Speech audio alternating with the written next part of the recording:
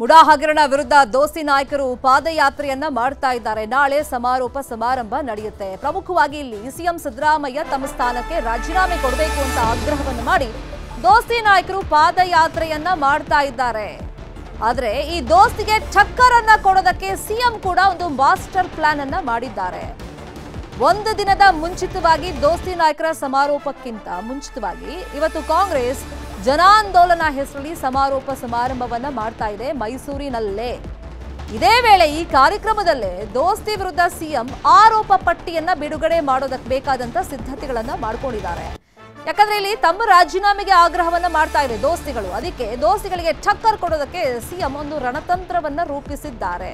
ಅದೇನು ಅಂದ್ರೆ ಮೈಸೂರಲ್ಲಿ ಇವತ್ತು ಸತ್ಯಶೋಧನಾ ಪುಸ್ತಕ ಅನಾವರಣವನ್ನು ಮಾಡ್ತಾರೆ. 200 ಪುಟಗಳಲ್ಲಿ ಇರುತ್ತೆ ಈ ಸತ್ಯಶೋಧನಾ ಪುಸ್ತಕ. ಇನ್ನು ಚಾರ್ಜ್ ಶೀಟ್ ತರದಲ್ಲಿ ಅದನ್ನು ಬಿಡುಗಡೆ ಮಾಡಲಾಗುತ್ತೆ. ಬಿಜೆಪಿ ಜೆಡಿಎಸ್ ನಾಯಕರ ಹಗರಣಗಳ ಬಗ್ಗೆ ಪ್ರಮುಖವಾಗಿ ಇದರಲ್ಲಿ ಉಲ್ಲೇಖವನ್ನ ಮಾಡಲಾಗುತ್ತೆ. ಒಟ್ಟು 21 ಹಗರಣಗಳ ಬಗ್ಗೆ ಇವತ್ತು ಬಿಚ್ಚಿಡ್ತಾರೆ ಸಿಎಂ ಅಂತ ಹೇಳಲಾಗ್ತಾ ಇತ್ತಲ್ಲ. ಪುಸ್ತಕದಲ್ಲಿ ಏನೇನಿದೆ ಅನ್ನೋದನ್ನ ನೋಡಬೇಕಾಗುತ್ತೆ. ಇದೇ ವಿಚಾರವಾಗಿ ಇನ್ನಷ್ಟು ಡೀಟೇಲ್ ಆಗಿ ಇನ್ಫಾರ್ಮೇಶನ್ ಅನ್ನ ಕೊಡೋದಕ್ಕೆ ಫೋನ್ ಸಂಪರ್ಕದಲ್ಲಿ ಕನೆಕ್ಟ್ ಆಗಿದ್ದಾರೆ ನಮ್ಮ political bureau head Chidanand Patel. Chidanand Patel, ಒಂದ್ ಕಡೆ ಈ ಮುಡಾ ಹಗರಣದಲ್ಲಿ ಸಿಎಂ ಪಾತ್ರ ಇದೆ, ಹಾಗಾಗಿ ಆ ಸ್ಥಾನದಲ್ಲಿ ಅವರು ಮುಂದುವರಿಬಾರದು, ಇಮಿಡಿಯೇಟ್ ಆಗಿ ರಾಜೀನಾಮೆ ಕೊಡಬೇಕು ಅಂತ ಹೇಳಿ ದೊಡ್ಡ ಮಟ್ಟದಲ್ಲಿ ದೋಸ್ತಿ ಅವರು ಪಾದಯಾತ್ರೆಯನ್ನ ಮಾಡ್ತಾ ಇದ್ರೆ ಸಿಎಂ ಇದಕ್ಕೆ ರಣತಂತ್ರ ರೂಪಿಸಿದ್ದಾರೆ. ಹಾಗಾದ್ರೆ ಈ ಚಾರ್ಜ್ ಶೀಟ್ ಅಂತ ಏನು ಇವತ್ತು ಬಿಡುಗಡೆ ಮಾಡ್ತಾ ಇದ್ದಾರೆ ಅದ್ರಲ್ಲಿ ಏನೆಲ್ಲ ಉಲ್ಲೇಖ ಇರುತ್ತೆ? ಶರ್ಮಿತಾ ಶೆಟ್ಟಿ, ಇವತ್ತು ಮುಖ್ಯಮಂತ್ರಿ ಸಿದ್ದರಾಮಯ್ಯನವರು ತಮ್ಮ ತವರು ಜಿಲ್ಲೆಯಲ್ಲೇ ಮೈತ್ರಿ ಗೆಳೆಯರು ಮೈಸೂರು ಚಲೋ ಹೆಸರಿನಲ್ಲಿ ಮುಖ್ಯಮಂತ್ರಿಗಳ ರಾಜೀನಾಮೆಗೆ ಒತ್ತಾಯಿಸಿ ನಡೆಸ್ತಿರ್ತಕ್ಕಂಥ ಪಾದಯಾತ್ರೆ ನಾಳೆ ಸಮಾರೋಪಗೊಳ್ಳುತ್ತಿರ್ತಕ್ಕಂಥ.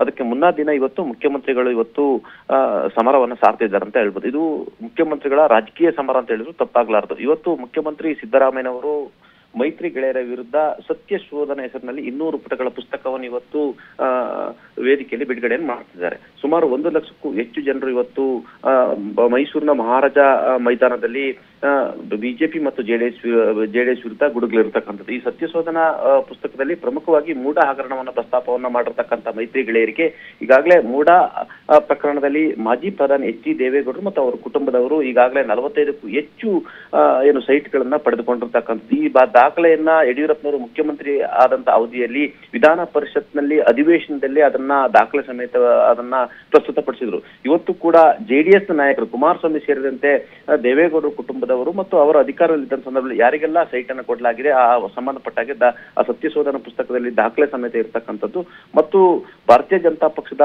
ಅನೇಕ ನಾಯಕರುಗಳು ಕೂಡ ಅಲ್ಲಿ ನಿವೇಶನಗಳನ್ನ ಪಡೆದುಕೊಂಡಿರ್ತಕ್ಕಂಥ ಅವರ ಹೆಸರುಗಳು ಮತ್ತು ಹೆಸರುಗಳನ್ನು ಕೂಡ ಉಲ್ಲೇಖ ಮಾಡುವಂಥದ್ದು. ಮತ್ತು ಪ್ರಮುಖವಾಗಿ ಮೂಡಾದಲ್ಲಿ ತಾನು ಯಾವುದೇ ರೀತಿಯ ಅಕ್ರಮ ಎಸಗಿಲ್ಲ ಅಂತ ಹೇಳಿ ಸಾಬೀತುಪಡಿಸಲಿಕ್ಕೆ ಮುಂದಾಗುವಂಥದ್ದು.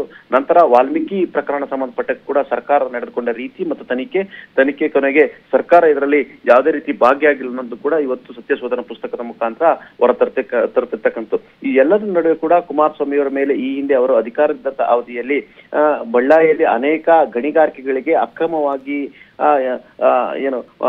ಗಣಿಗಾರಿಕೆ ನಡೆಸಲಿಕ್ಕೆ ಅವಕಾಶ ಕೊಟ್ಟರು ಅಂತೇಳಿ ಅದು ಲೋಕಾಯುಕ್ತ SITಯಲ್ಲಿ ತನಿಖೆ ನಡೀತಿತ್ತು. ನಂತರ ತನಿಖೆ ನಡೆದು ಕುಮಾರಸ್ವಾಮಿಯವರು ಅಕ್ರಮ ಎಸಗಿದ್ದಾರೆ ಮತ್ತು ಕಾನೂನನ್ನು ಉಲ್ಲಂಘಿಸಿದ್ದಾರೆ ಅಂತೇಳಿ ಕಳೆದ 2023ರಂದು ಅಂದಿನ ಲೋಕಾಯುಕ್ತ SITಯ ಮುಖ್ಯಸ್ಥರಾಗಿದ್ದಂತ IPS ಅಧಿಕಾರಿಯಾಗಿರ್ತಕ್ಕಂಥ ಚಂದ್ರಶೇಖರ್ ಅವರು ರಾಜಭವನಕ್ಕೆ ಒಂದು ಪತ್ರವನ್ನು ಬರೆದಿದ್ರು. ಕುಮಾರಸ್ವಾಮಿ ಅವರ ಮೇಲೆ ಪ್ರಾಸಿಕ್ಯೂಷನ್ಗೆ ಅವಕಾಶವನ್ನು ಕೊಡಬೇಕಂತ ಪತ್ರವನ್ನು ಬರೆದಿದ್ದು 2023ರಲ್ಲಿ. ಆ ಪತ್ರವನ್ನು ಎಲ್ಲೊಂದ್ ಕಡೆ ರಾಜ್ಯಪಾಲರು ಎಲ್ಲೂ ಕೂಡ ಅದನ್ನ ಬಹಿರಂಗಗೊಳಿಸಿರಲಿಲ್ಲ ಮತ್ತು ಕುಮಾರಸ್ವಾಮಿ ಅವರ ಮೇಲೆ ಕ್ರಮ ಕೈಗೊಂಡಿಲ್ಲ. ಈ ಪ್ರಕರಣದಲ್ಲೂ ಕೂಡ ಕುಮಾರಸ್ವಾಮಿ ಅವರು ಕೂಡ ಯಾವ ನೈತಿಕತೆ ಮತ್ತು ರಾಜ್ಯಪಾಲರು ಯಾಕೆ ಪ್ರಾಸಿಕ್ಯೂಷನ್ಗೆ ಅವಕಾಶ ಕೊಡಲಿಲ್ಲ ಅಂತೇಳಿ ಪ್ರಶ್ನೆ ಮಾಡಿರ್ತಕ್ಕಂಥದ್ದು. ಮತ್ತು ಜಂತ್ಕಲ್ ಮೈನಿಂಗ್ ಸೇರಿದಂತೆ ಈ ಹಿಂದೆ 2008ರಲ್ಲಿ ಮಾಜಿ ಮುಖ್ಯಮಂತ್ರಿ BS ಯಡಿಯೂರಪ್ಪನವರು ದೇವೇಗೌಡರ ಕುಟುಂಬದ ಮೇಲೆ ಸುಮಾರು 15,000 ಕೋಟಿ ರೂಪಾಯಿರವರು ಅಕ್ರಮ ಆಸ್ತಿ ಮಾಡ್ಕೊಂಡಿದೆ ಅಂತೇಳಿ ಹಲವಾರು ಆರೋಪಗಳನ್ನ ಮಾಡಿದ್ರು. ಅವತ್ತಿನ ಸಚಿವರಾಗಿರ್ತಕ್ಕಂಥ BJ ಪುಟ್ಟಸ್ವಾಮಿ ಮುಖಾಂತರ ಅನೇಕ ಆರೋಪಗಳನ್ನ ಮಾಡಿದ್ರು. ಆ ಸಂಬಂಧಪಟ್ಟ ಕೂಡ ಪ್ರಸ್ತಾಪವನ್ನು ಮಾಡಲಾಗುವುದು.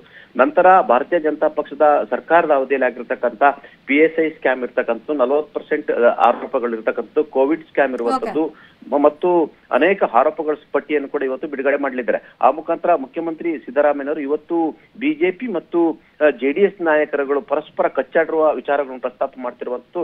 ಈ ಹಿಂದೆ ಬಿಜೆಪಿ ಸರ್ಕಾರದ ಅವಧಿಯಲ್ಲಿ ಯಡಿಯೂರಪ್ಪ ಮೊದಲ ಸರ್ಕಾರದ ಅವಧಿಯಲ್ಲಿ ಜನಾರ್ದನ್ ರೆಡ್ಡಿ ಅವರು ಬಳ್ಳಾರಿಯಲ್ಲಿ ಅಂದಿನ ಸಚಿವರಾಗಿದ್ದಂತ ದಿವಂಗತ ಚೆನ್ನಿಗಪ್ಪ ಅರಣ್ಯ ಸಚಿವರ ಮುಖಾಂತರ HV ಕುಮಾರಸ್ವಾಮಿ ಮತ್ತು ಅವರ ಕುಟುಂಬಕ್ಕೆ ಕಪ್ಪವನ್ನು ಕೊಡ್ತಿದ್ದಾರೆ ಅಂತ ಗಂಭೀರ ಆರೋಪವನ್ನು ಮಾಡಿದ್ರು. ಎಲ್ಲವೂ ಕೂಡ ಪ್ರಸ್ತಾಪ ಮಾಡೋ ಮುಖಾಂತರ ಇವತ್ತು ತಿರುಗೇಟನ್ನು ಕೊಡಲಿದ್ದಾರೆ ಮತ್ತು ಶಕ್ತಿ ಪ್ರದರ್ಶನವನ್ನು ಮಾಡ್ತಿದ್ದಾರೆ. ಶರ್ಮಿತಾ ಶೆಟ್ಟಿ. ಥ್ಯಾಂಕ್ ಯು ಚಿದಾನಂದ್ ಪಟೇಲ್ ತಮ್ಮ ಇನ್ಫಾರ್ಮೇಷನ್ಗೆ. ಕನ್ನಡಿಗರ ಮೆಚ್ಚಿನ ನಿಮ್ಮ ನ್ಯೂಸ್ 18 ಕನ್ನಡ ಈಗ ವಾಟ್ಸ್ಆಪ್ನಲ್ಲಿಯೂ ಲಭ್ಯ. ಕರ್ನಾಟಕ ಮತ್ತು ದೇಶ ವಿದೇಶದ 360 ಡಿಗ್ರಿ ಸುದ್ದಿ ವಿವರವನ್ನ ನೀವು ನಿಮ್ಮ ಕೈ ಬೆರಳುಗಳಲ್ಲಿಯೇ ಪಡೆಯೋದಿಕ್ಕೆ ಈ QR ಕೋಡ್ ಅನ್ನು ಸ್ಕ್ಯಾನ್ ಮಾಡಿ.